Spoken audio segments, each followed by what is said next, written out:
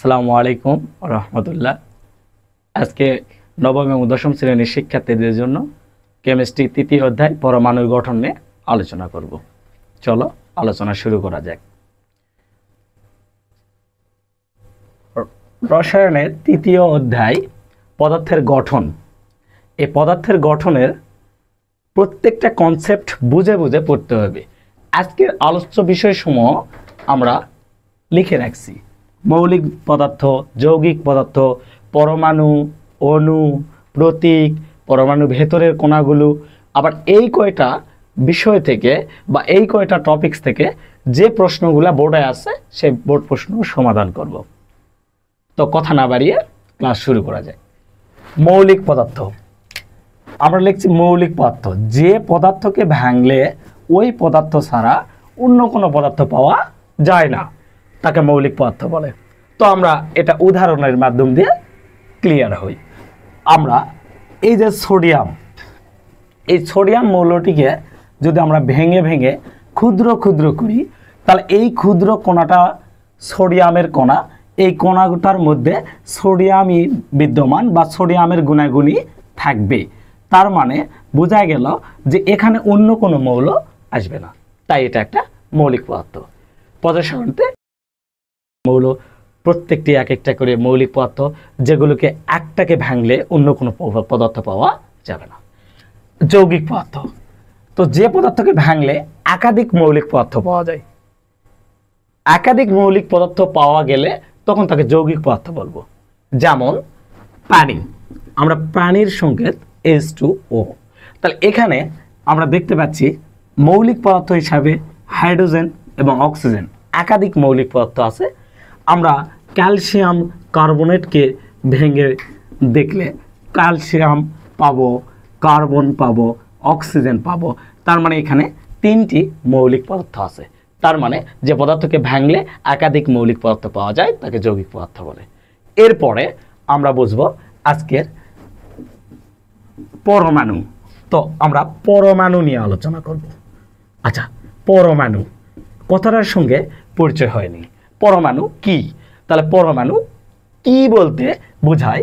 পরমাণু হচ্ছে মৌলিক পদার্থের, এটা একটা মৌলিক পদার্থ আমরা আলোচনা করেছি। এই মৌলিক পদার্থের ক্ষুদ্রতম কণা, এই ক্ষুদ্রতম কণা মধ্যে সোডিয়ামের গুণাগুণ থাকবে।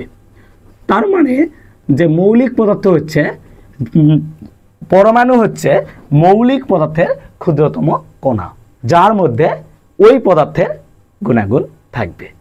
অর্থাৎ তাহলে ওই সকল মৌলের মধ্যে যেগুলো এককভাবে তাদের মধ্যে অন্য কোনো পদার্থের গুণাবলী নয়, তাদের নিজের নিজেদের গুণাবলী থাকবে, তারা মৌলিক পদার্থ। আর এই পরমাণু হচ্ছে ওই মৌলিক পদার্থেরই ক্ষুদ্রতম কণা, যার মধ্যে ওই পদার্থের গুণাগুণ থাকবে। এরপরে আলোচনা অণু। তাহলে অণু কি? তাহলে আমরা একটু অণু হচ্ছে অণুটা হচ্ছে দুইটা পরমাণু, দুইটা বা তিনটা বা দুই ততোধিক যটাই হোক, পরমাণু একটা রাসায়নিক বন্ধনে আবদ্ধ হলে তখন তাকে অণু বলে। তাহলে এই অণুটা দুই প্রকার, একটা হলো মৌলিক অণু, আর একটা যৌগিক অণু। তো স্যার মৌলিক অণু, এই মৌলিক অণু কি এটা আমরা জানবো। দুইটা মৌলিক পদার্থ অর্থাৎ একই পদার্থ, আমরা যদি বলি অক্সিজেন এবং অক্সিজেন তাহলে O2, N এবং N তাহলে N2, অর্থাৎ একই পরমাণু যদি মিলিত দুইটা তিনটা মিলিত হয় যদি কোনো অণু গঠন করে তখন সেটা মৌলিক অণু। আর যদি ভিন্ন ভিন্ন, যেমন আমরা বলতে পারি সোডিয়াম এবং ক্লোরিন যুক্ত হয়ে সোডিয়াম ক্লোরাইড, তাহলে আমরা বলতে পারি যে এই যে সোডিয়াম একটা পরমাণু, ক্লোরিন আর একটা ভিন্ন পরমাণু, তাহলে দুটা ভিন্ন পরমাণু নিয়ে যদি কোনো অণু গঠন হয় সেটা যৌগিক অণু। আর যদি একই পরমাণু নিয়ে গঠিত হয় সেটা মৌলিক অণু। আশা করি মৌলিক অণু এবং যৌগিক অণু বিষয়টা তোমরা বুঝতে পেরেছ। এবার আলোচনা করব প্রতীক। প্রতীক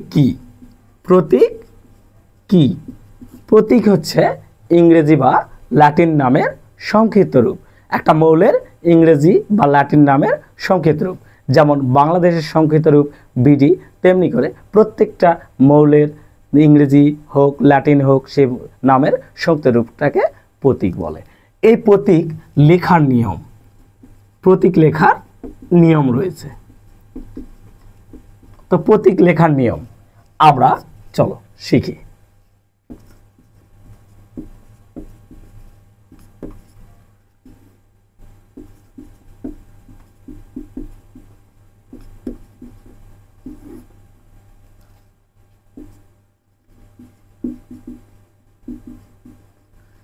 এখানে আমরা লিখছি কার্বন।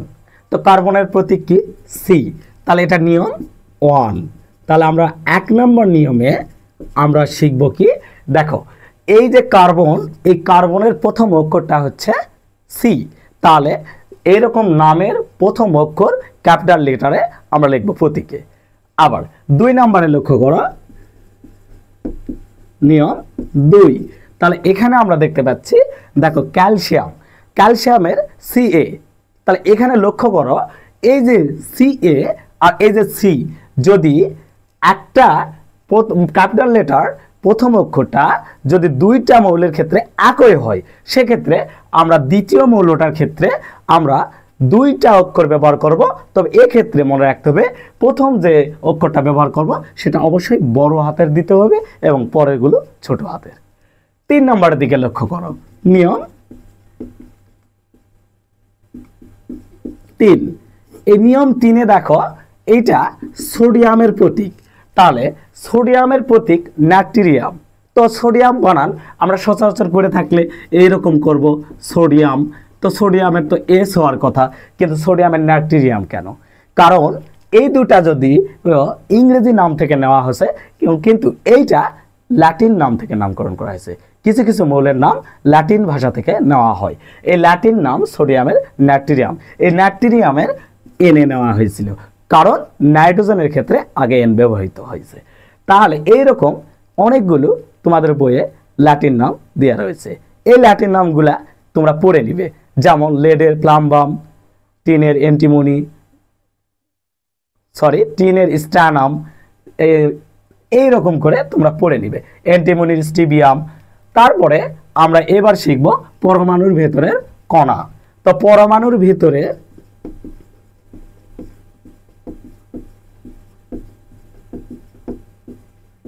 কণা, তো পরমাণুর ভিতরে কণা কয়টি রয়েছে? 3টি স্থায়ী কণা দ্বারা পরমাণু গঠিত। তো 3টি স্থায়ী কণার দ্বারা যদি পরমাণু গঠিত হয়, তাহলে আমরা একটা মাপের মাধ্যমে এটা শিখব। ধরে নাও আমরা একটা সোডিয়ামের ডায়াগ্রাম আঁকবো। এই ডায়াগ্রামটাতে আমরা দেখতে পাই, এই যে পরমাণুর একটা কেন্দ্র থাকে, এই কেন্দ্রের নাম নিউক্লিয়াস। এই নিউক্লিয়াসের ভিতরে প্রোটন এবং নিউট্রন থাকে, আর এই নিউক্লিয়াসকে কেন্দ্র করে যে বৃত্তাকার কক্ষপথগুলো থাকে, সেগুলোতে ইলেকট্রনগুলো ঘুরতে থাকে। তাহলে আমরা দেখো, এই যে প্রোটন, প্রোটন হলো এই পরমাণুর নিউক্লিয়াসের অবস্থিত ধনাত্মক কণিকা।